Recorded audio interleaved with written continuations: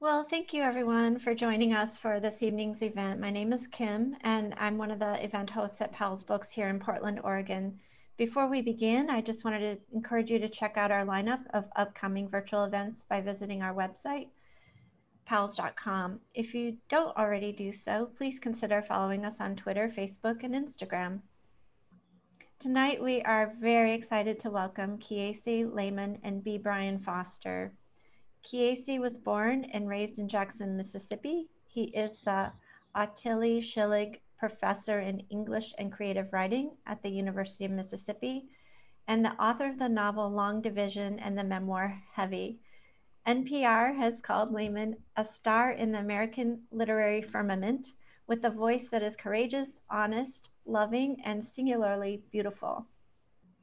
Laymon's How to Slowly Kill Yourself and Others in America is brilliant and uncompromising, piercing and funny, and also essential reading. The new edition of this first work of nonfiction looks inward, drawing heavily on the author and his family's experiences while simultaneously examining the world, Mississippi, the South, the United States, that has shaped their lives. Joining Laymon in conversation this evening is B. Brian Foster. Dr. Foster is a writer and storyteller from Mississippi. He currently works as an assistant professor of sociology and Southern Studies at the University of Mississippi. His work has been supported by the National Science Foundation and the American Sociological Association, among others. His writing has appeared in peer-reviewed and popular publications, including Washington Post, CNN, Bitter Southerner, and Oxford Magazine. His book, I Don't Like the Blues, Race, Place, and the Backbeat of Black Life, which focuses on race and community life in the Mississippi Delta, will be published by the University of North Carolina Press next month. This evening's event will include an audience Q&A. Please use the Q&A button at the bottom of your screen if you'd like to ask a question.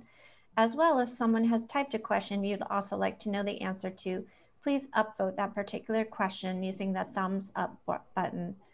Most importantly, please consider supporting Kiese and Powell's by purchasing a copy of his new book from us.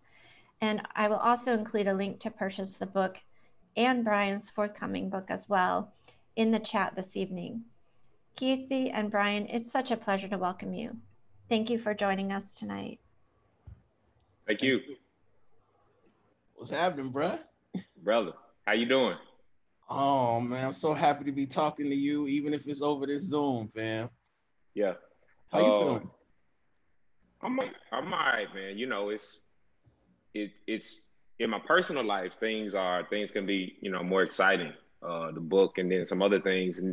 But with, what's been in the country and the world is, as a matter of fact, let's let that be the first question, right? Like, right. how are you, balancing what's happening in your personal space with, the world is burning down and blowing away around us, from COVID to what's happening with the climate. The West Coast is burning down, the Northeast is freezing up, and then we got hurricanes every other day from the South.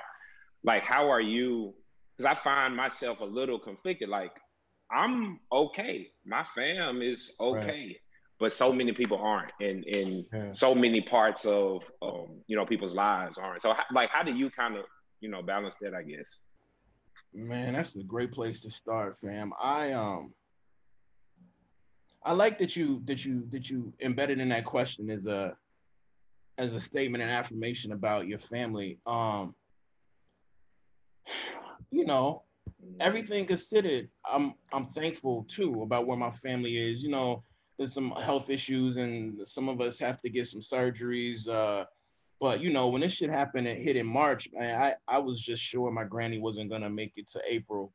And then I wondered if I was gonna make it to April, and everybody in my family has comorbidities and stuff. So I was worried. I'm terrified, fam. Like I'm terrified and I'm sad about lots of things, but I'm really sad about, and I know I should not be surprised, but I'm sad about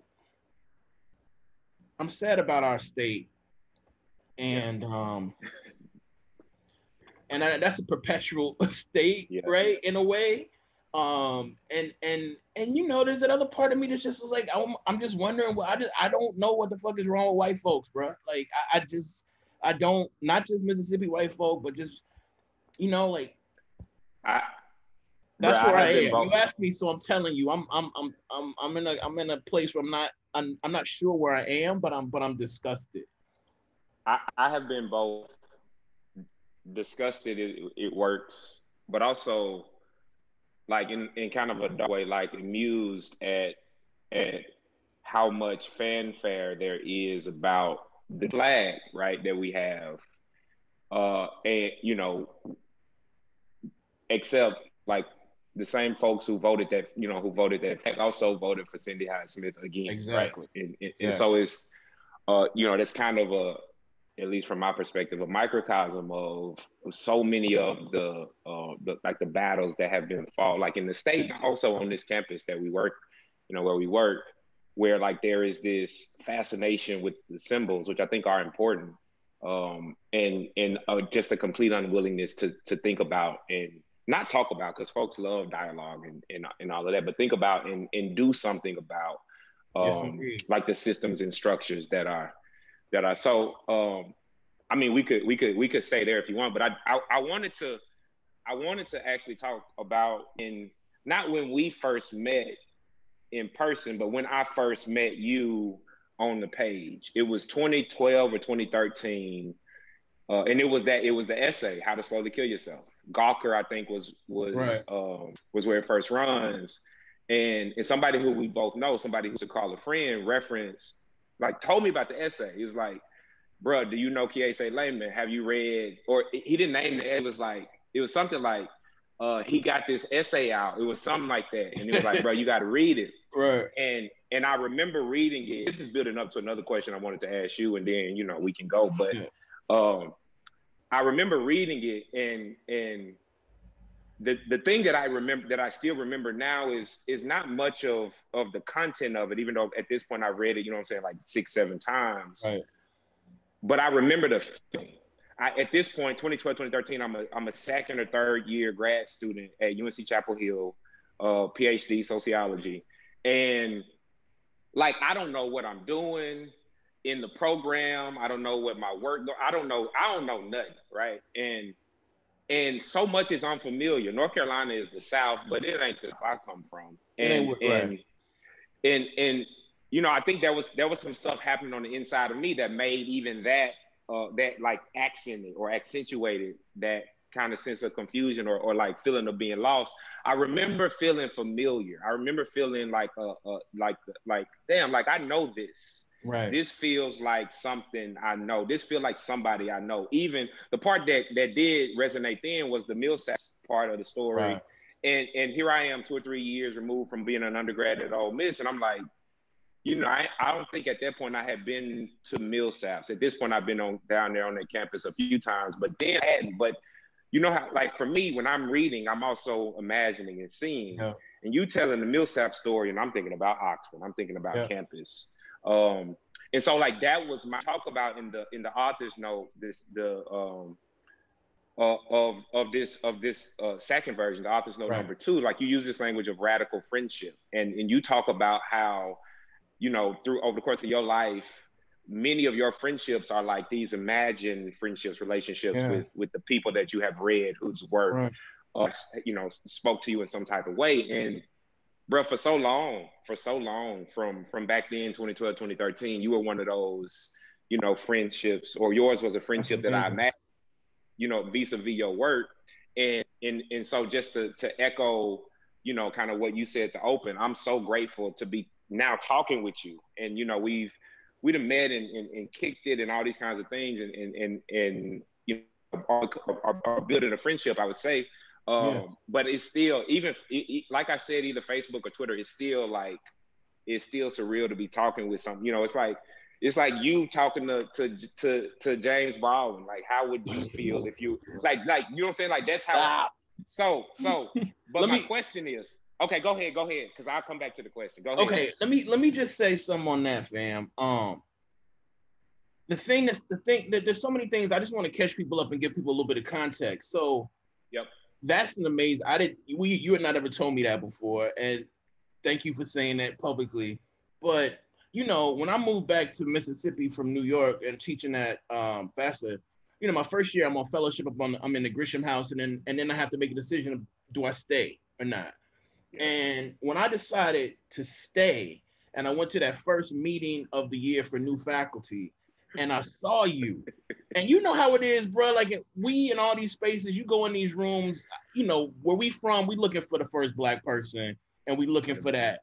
We looking for that. You know, we looking which is a symbol of, you know, I might not know you, but in this space right here, I got you. That's what I think that look means, and that's why when people don't give me that shit back, in a way, I'm like, cool, because I understand you ain't got me, but I still got you. And B, when I tell you that just that first day, because I had so many apprehensions about, I'd never been to that part of the state. Like I've been to the Delta, but I'd never been to Oxford. You know what I'm saying? And when I saw you, fam, I didn't just see a younger version of me. Like I just knew it was gonna be okay. And then you told me you know why? Because you told me that you went to University of Mississippi as a undergrad, and I was like, okay, this brother here has that brilliant scent, right? Could not be brilliant, but he smells brilliant. And he went here and he decided to come back. And then I was like, so if he can make a home here, I can make a home here. And real talk, fam, all I knew at that time is that we'd had one of the same teachers, Zandria Robinson. And then when I found that out, I was like, I don't know how to be, right? Because I'm so much older than you. So I didn't want to be that old cat who always trying to be in the mix. But at the same time, I just really wanted to ask you that first day, like, yo, fam, like, how can I get down? So to hear you say, you talked to me and you saw me as an imaginary friend. And fam, that was before I knew that you were literally one of the most phenomenal, not young writers, not Mississippi writers, not stuff, one of the most phenomenal writers that I've ever read in the world. And you ain't fucking, nigga, you ain't even 40, nigga. You like, I don't even know if you have 30. So to hear you say that means a lot to me. But I'm also just want to talk for a second, Brian, about how important your book, man, was to me when I read it.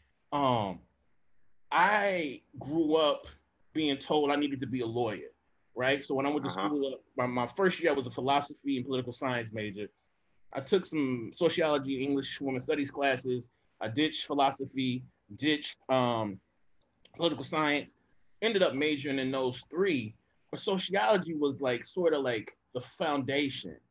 And real talk, after I read so many sociological sort of explorations, I never expected sociologists to take the crafting of a sentence or the building of a paragraph seriously.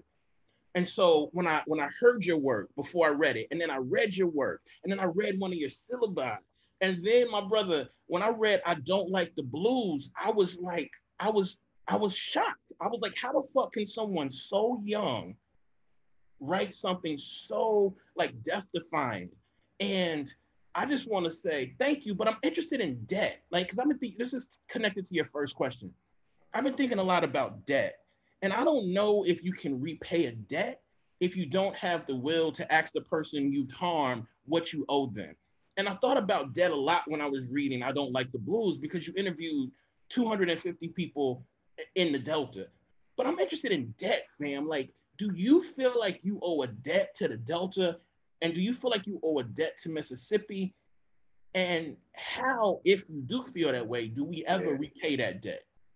I appreciate that. First of all, I appreciate, I don't take, bruh, I do not take compliments, especially from people whose work I respect, from people whose lives I respect, from people, I appreciate it. I don't take it lightly. I don't want to brush past it. I really appreciate this question. And it's something I think I've thought about before, but not necessarily in terms of debt, more in terms of responsibility. The reason I came back to I graduated from Ole Miss in 2011, made established some beautiful friendships, many of which have stood the test of time. This Ole Miss is where I met Zandria and Deirdre Cooper Owens and Jesse Scott and people whose names I will never forget. And I went to Chapel Hill, at least in some ways, like good with the like this was still where my family was, but there wasn't necessarily a yearning to come back to live, to build a life here. While I'm in Chapel Hill, this set of questions starts to percolate about, and it's really born of like missing it. It's like where I'm reading all these books. I thought I wanted to study education, racial inequality in education. So I'm reading all of these, at least I started out reading like these ethnographies, Ain't No Making It. And I could keep going down. And it's about folks in Chicago, in Philly, in DC, in New York. And I'm looking the whole time for myself, Thomas. Yes. I'm looking the whole time for my experience, for language that sound like how I talk. Yeah. And it was missing. And my master's thesis was education, race and education. My dissertation advisor, Carolyn Tyson, does work, race and education. But as I'm doing this reading and not finding me or my people, or that's where like this pull back starts to kind of manifest. And so then I come back and do my dissertation research in the Delta on the strength of that yearning, that desire to find myself in my state on the page. Yeah. Back to Chapel Hill to write the dissertation, and then the position that I'm in now, assistant professor of social Southern studies, comes on my radar, and I apply. I had necessarily no desire to work at the University of Mississippi, but the position was a dream job. It was the job I wanted. Again, not because of Ole Miss, but because it would allow me to be back here to go talk to them people in Clarksdale.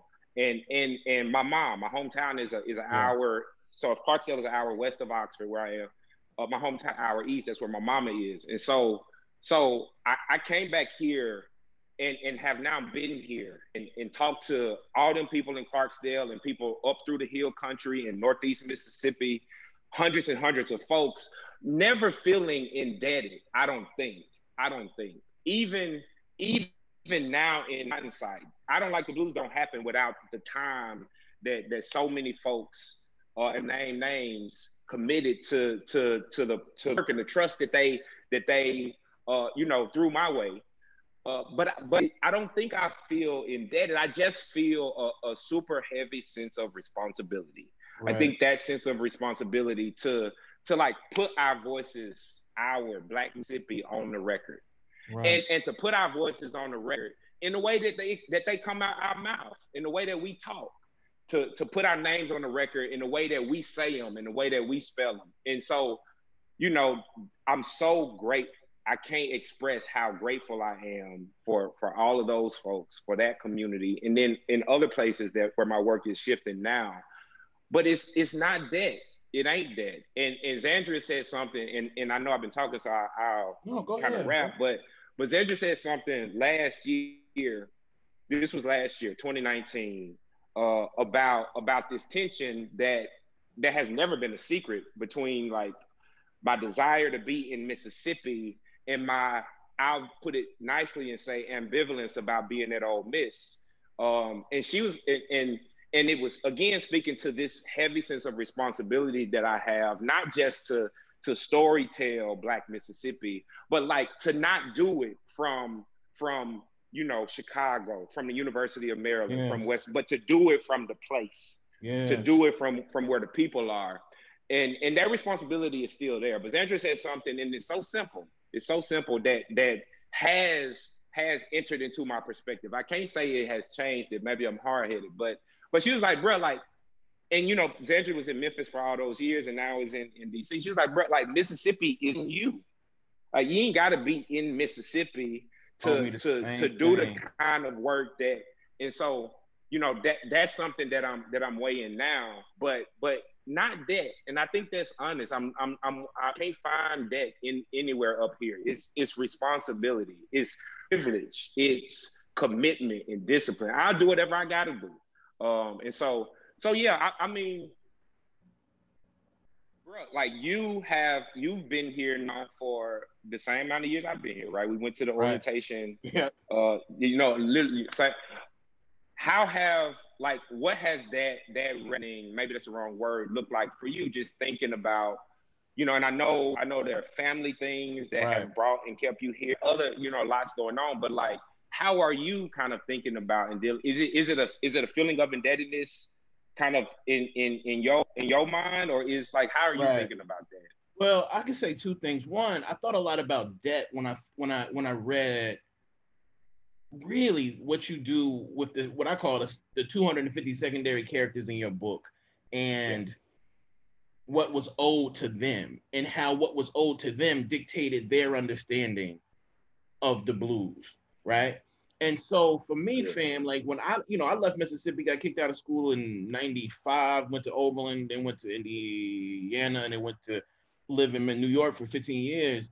But when I left, like I didn't want to leave. Like I always wanted to come back. And because I write so much about the South, or I wrote so much about the South from the North, I did feel like a sort of simplistic debt to come back to the place at that time that I made a writing career exploring. You know what I mean? Like I didn't want to just be someone who explored Mississippi and explored the South in the rearview mirror and a few months in the summer. I wanted to come back. But the ill thing about what we understand about Mississippi is that I was talking to Jasmine about this the other day. It's one state, but it's so many different Black states within that state, And that's the thing people don't get about our state. Like you have more Black counties in Mississippi than almost any other state, and I think than any other state in the country, because Mississippi is the Blackest state in the country. And so I didn't come home just because I think I owed a debt. I came home also because I felt like that was the only place I could clear my head, my brother. And so when I get to Mississippi, I rewrite, I scrap heavy and I rewrite it in Mississippi. I write the OutKast essay. I write the How You Doing Oxford essay. I wrote a Bill Cosby joint. I mean, when I got back home, fam, like I was in a zone that I've not been in since, real talk. But that wasn't because of debt. It was because, one, I was in a different state in Mississippi, which Oxford to me is. And two, I was closer to the people that made me. You know what I'm saying? I could smell my granny. I could hear my auntie singing. You know what I'm saying? I could go back to those like parking lots that me and my boys used to just stay in and just talk shit. And like I just needed the safeness that part of Mississippi brought me. So it was partially debt, but it was also just like I couldn't breathe. Like I couldn't breathe in New York anymore. And I'll take responsibility for that. You know what I'm saying? But I just never imagined that a U could come out of, among other places, the University of Mississippi. I just didn't imagine it. And even now, it's still sort of like mind-boggling to me, bro, because like Oxford is just such a generous way to say it. It's just such a mysteriously like proudly white place, And I've never lived in mysterious, proudly white places except when I was teaching up in at Vassar, and those are some proud, mysterious white folks for some other reasons, or maybe the same reason. Who knows? But yeah, so it was just very strange. But meaning you helped me understand that like I could not just be here, but I could work here, I could write here, but I don't know if this is the place for me. That's why I think why Zandria said to you and me is really important. Like we know we Mississippi, we're gonna be Mississippi no matter where we live. But at the same time, if we go somewhere else, I do think it's important to try to create creative ways for folks who are still there to have the choices that might enable them to do some of what we've done. I'm not trying to create mini Brians or mini Kieses, but we do want young Black folks, especially young Indigenous folks, young Latinx folks, to have the opportunity if they want to go this route. And I think we can do that in Mississippi for sure. And right now I'm just trying to imagine ways to do it outside of Mississippi if we need to go outside for help.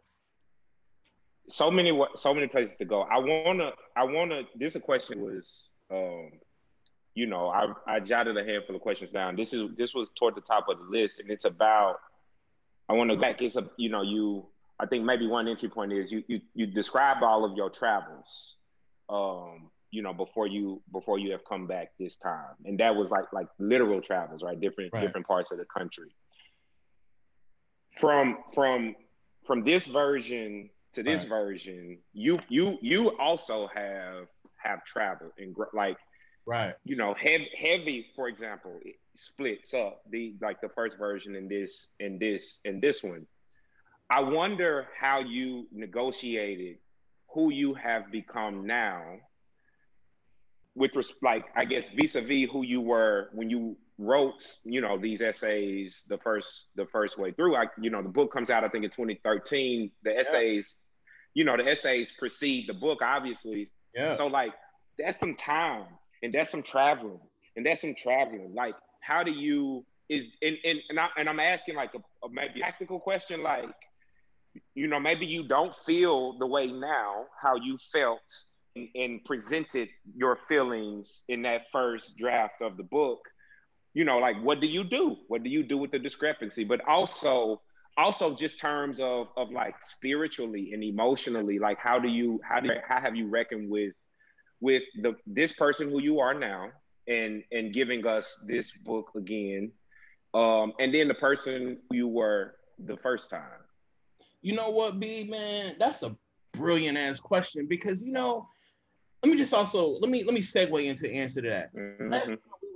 I want to say last time we were together, but really we were on the phone, but it felt like we were together. You were talking about some future projects, right? Yep. You were like, and you used the verb, I got these 3 kinds of things that I'm trying to make. Yeah. And fam, I literally started sobbing like in the car because like that is what we do. Like, you as a sociologist, me as a creative writer, like whatever the fuck, I don't care. Like, we are making things, right? And when I made the initial How to Slowly Kill Yourself and Others in America, there was a lot going on in my life, but almost every part of my life was like soaked in desperation.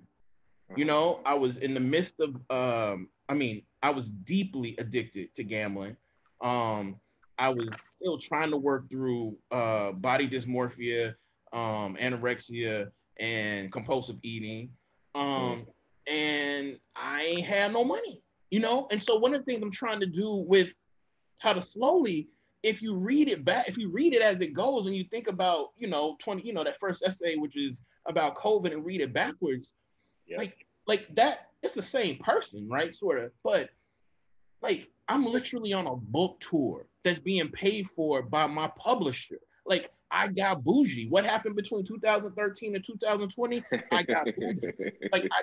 But the book is an exploration of that, although you have to be a really close reader, I think, to figure that out. Like, I'm literally talking in the first essay about how I don't want to go to Cincinnati because I don't want to, I'm scared of COVID, but I guess I'll go because they're giving me all this motherfucking money, as opposed to when How to Slowly came out.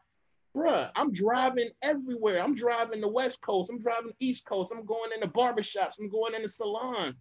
And so I'm trying to show and say something about class too in this book, particularly those first few essays. But one of the things that obviously changed is I don't stay in no Motel 6s no more. You know what I'm saying? Yeah. If I go into a hotel and it's a fucking stain on the bed that I can't necessarily fuck out of here. I never seen that shit before. The old me would be like, yo, I gotta put a towel on top of that shit and go to bed. But if I see a stain in a hotel, motherfucker put me in, my nigga, I'm not staying there no more. And I don't like that about myself. But so that's one of the things that changed. Okay, so but you do what, like this is actually another question I had, or I guess another observation that something else I've peeped and admired, and I don't know if I know you've talked about it, but I don't know if I have talked with you about it, and that is like okay, you got bougie, you also I also know of not just the way you show love to your contemporaries, and then like to up and coming folks like me. I've never met anybody who is as outwardly and unapologetically supportive of again both your peers and then the folks who are coming after you, and I've never met anybody, I've never seen anybody so outwardly apologetically just it sounds funny, but like just grateful. Like you tweet, you Facebook, you say, anytime I've ever seen or read you talk about, you know, your work, I'm thankful, I'm grateful, I'm thankful, I'm grateful.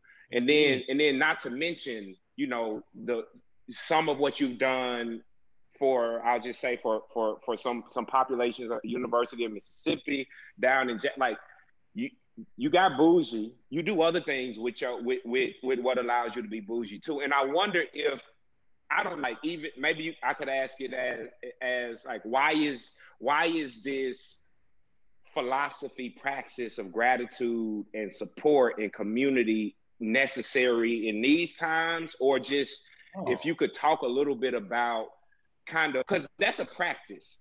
That's something that you at some point have to be mindful of and say, I'm going to do this. I'm going to do this. I'm going to do this. Because it's so easy to not to. It's too easy to keep your money where it is. It's too easy to hoard opportunities, especially in this type. And so it's a practice. And I'm wondering about like the impetus for that practice. Yeah, fam. Like, you know, for me, Brian, I'm going to be honest with you, fam.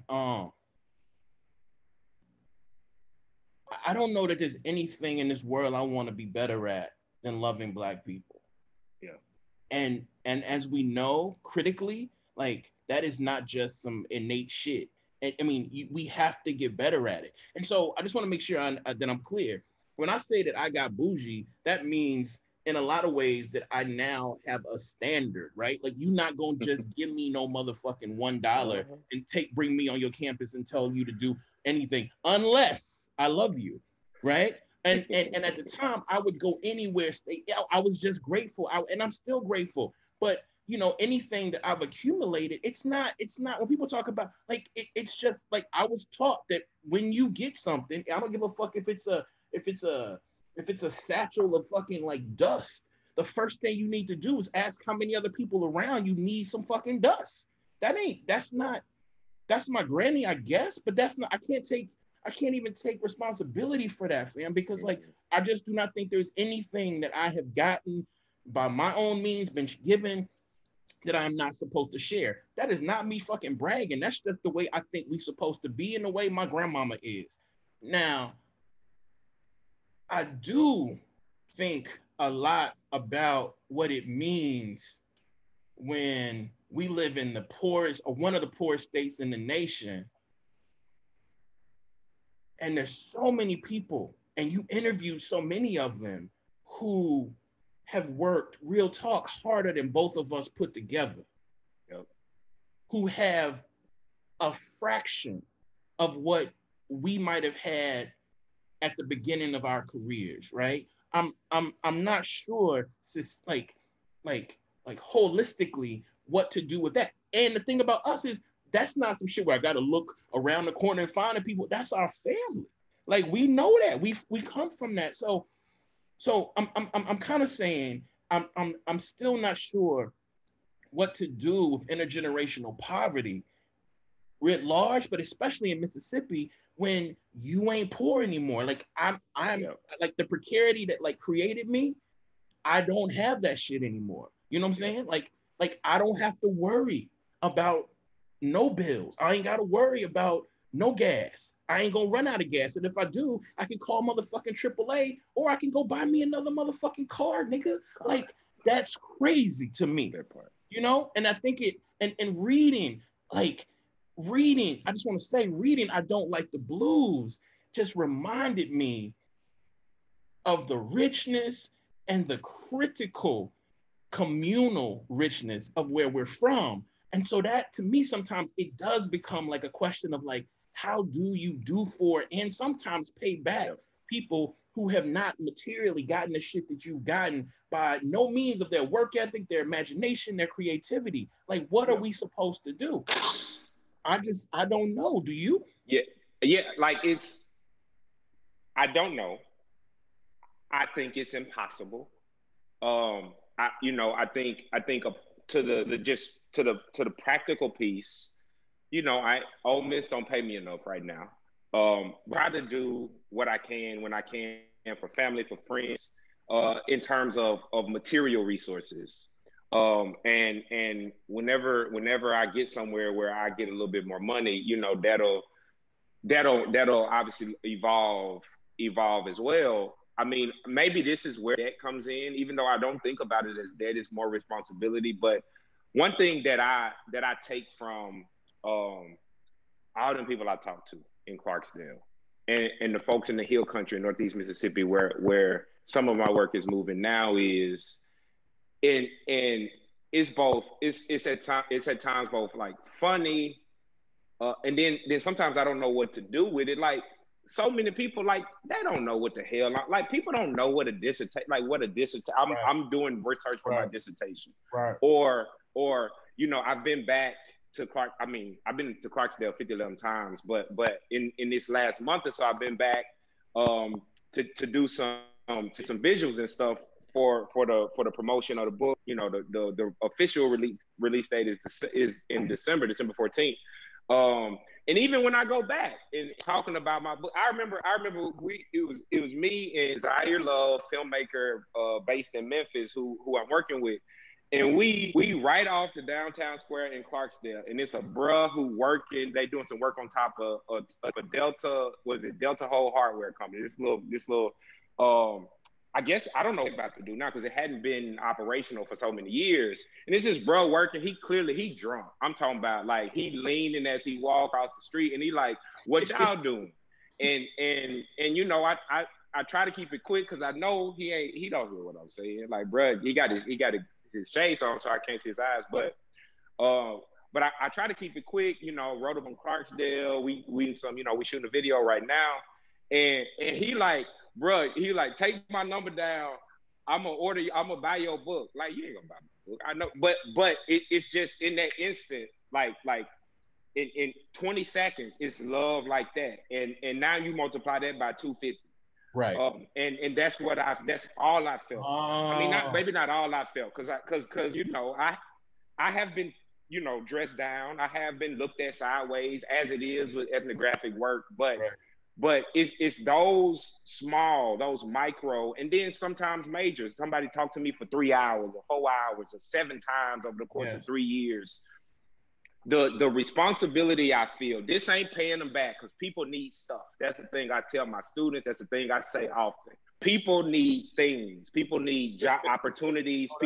But one way that, and I don't use the language of paying folks back, but one way that I step into the responsibility that I feel is I try to like talk my talk when I'm in these other spaces. When I'm I'm seeing now that I'm going to be talking a lot about blues music. I'm going to be having conversations with people who do work on the blues, and also see now that like I'm gonna have to talk my like I'm gonna have to to the whole field of blues scholarship that dismisses even if they sometimes say the words, they'll talk about the blues are born of a set of conditions, so forth and so on. Even if they sometimes say the words, but it ain't embodied in the work. It ain't real. Right.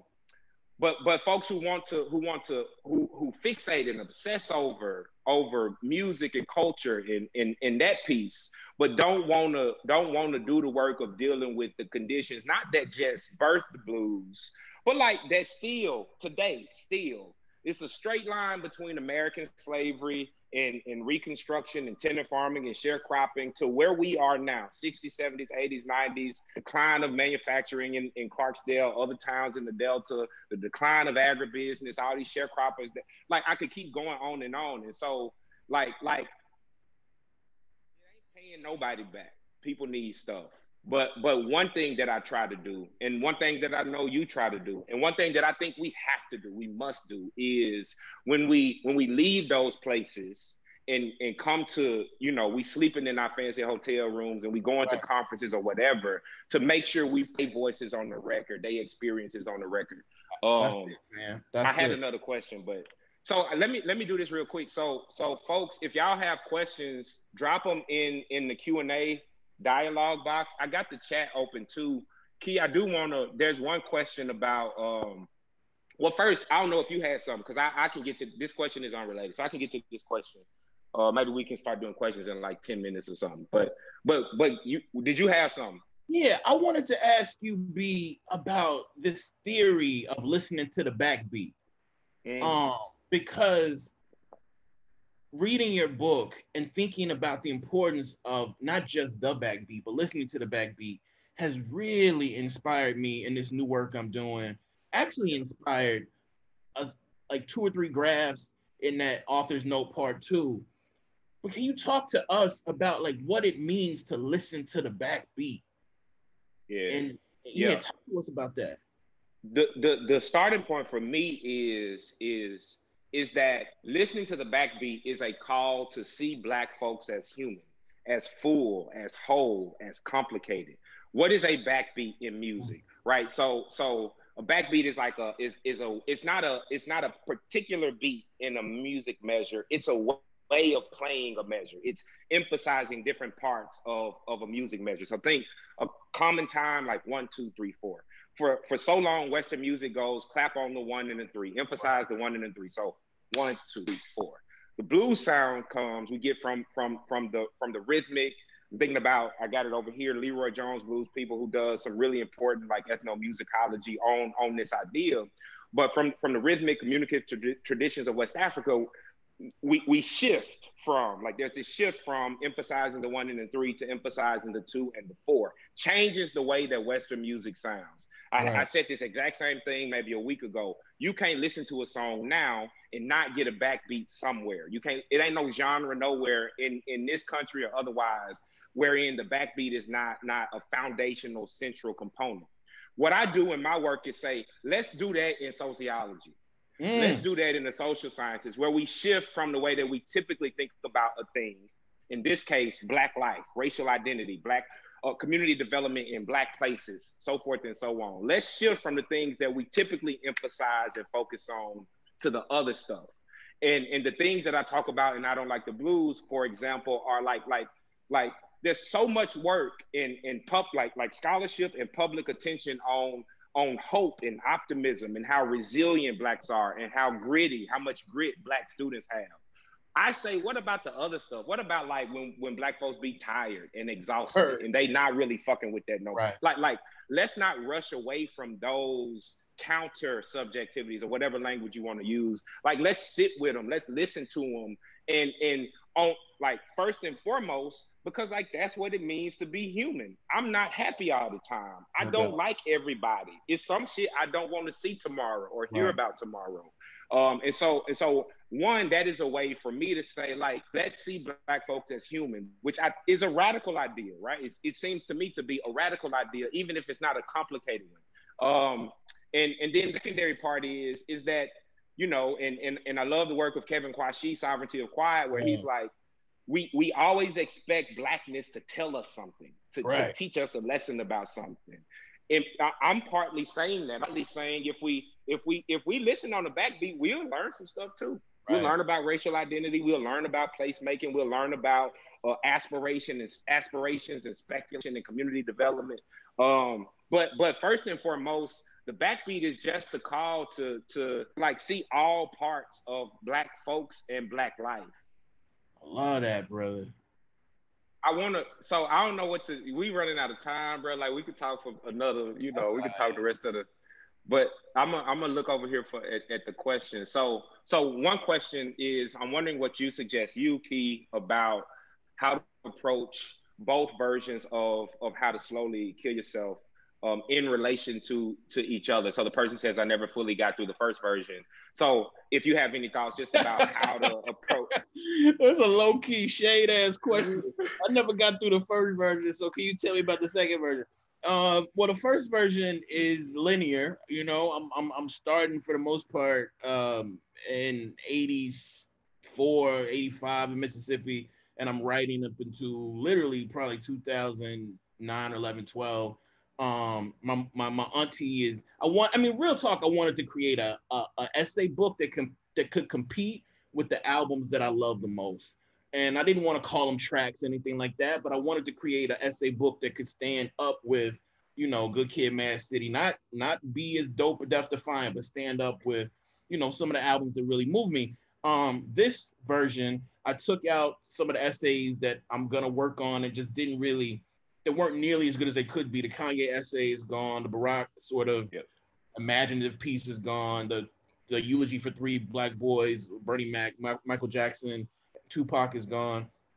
And I just replaced them with 3 or 4 essays, 4 or 5 essays actually written in Mississippi about where I am. And I'm walking backwards to me. You know what I mean? The book ends where the last book begins, with my Aunt Sue really eulogizing my Uncle Jimmy. And my Uncle Jimmy was the one who gave me the language of how to slowly kill yourself and others in America, because after he passed, my aunt found his journal and he said, you know, I've been hurting myself and other people close to me, and I don't know how to stop.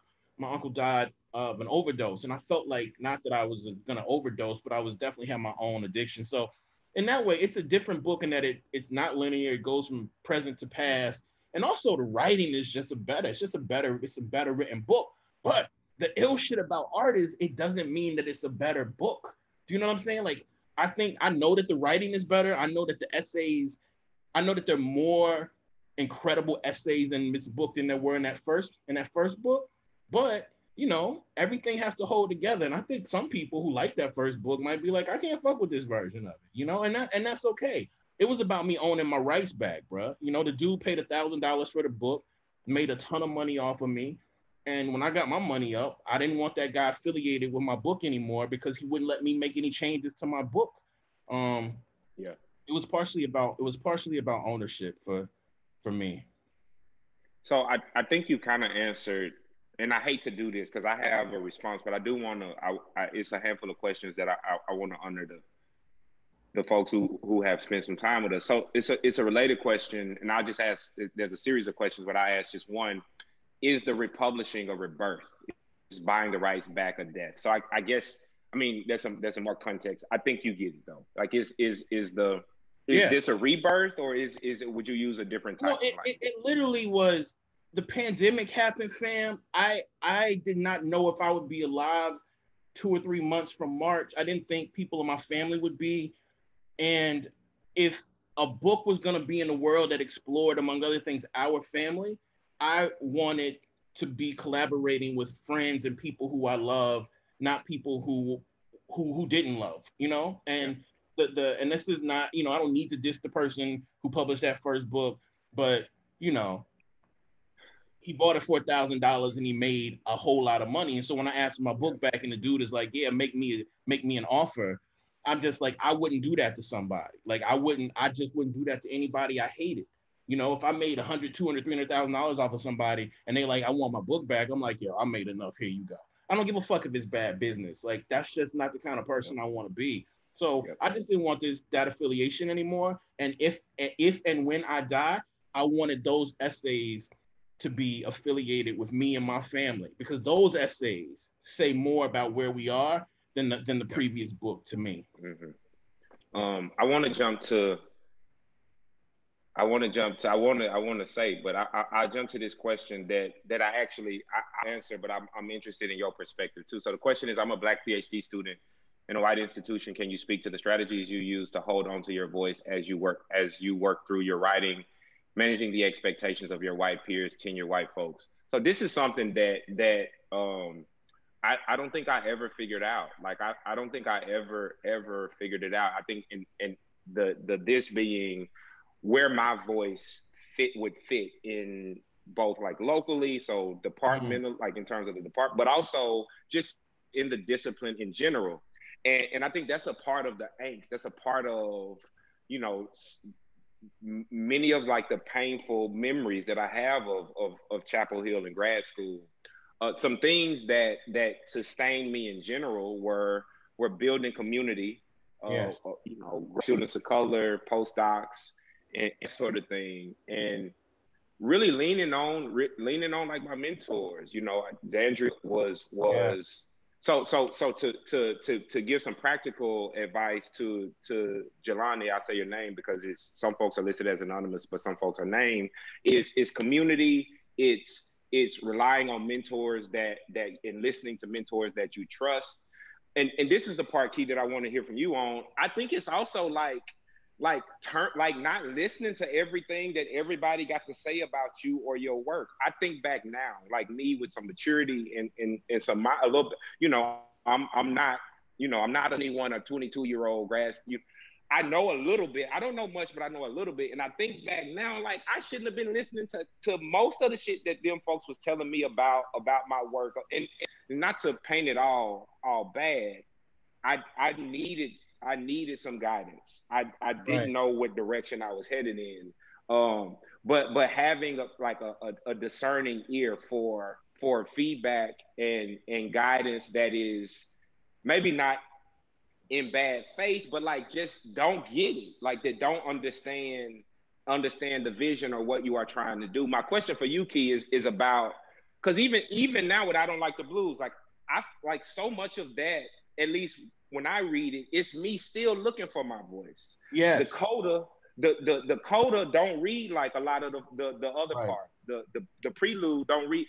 And I really, to be honest, the only part of I Don't Like the Blues that I look at now and I'm like there is some me, like some unfiltered, like if our creativity is this thing that comes from, and we just like a prism, like the thing that I feel is closest to the essence of like what I imagine my voice being is the coda. And I wrote that last. I wrote that whenever I sent the last draft in 2019. And so I guess this is a broad, it's not a question that I haven't formulated a question, but it's just thinking about like voice and like how to guard it, but also how to hone it and like find it.